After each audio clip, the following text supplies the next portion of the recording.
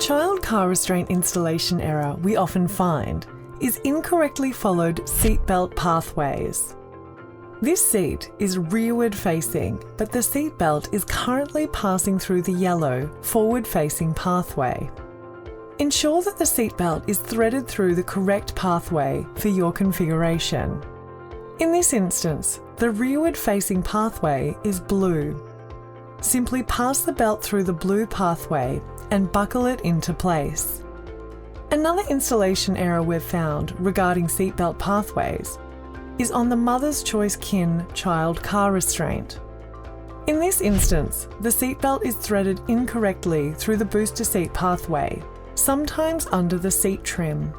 For this particular model, we want to follow the yellow labels, ensuring nothing is twisted.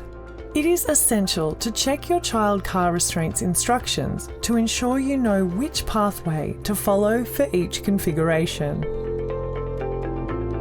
For more tips, guidelines and resources, please visit kidsafewa.com.au.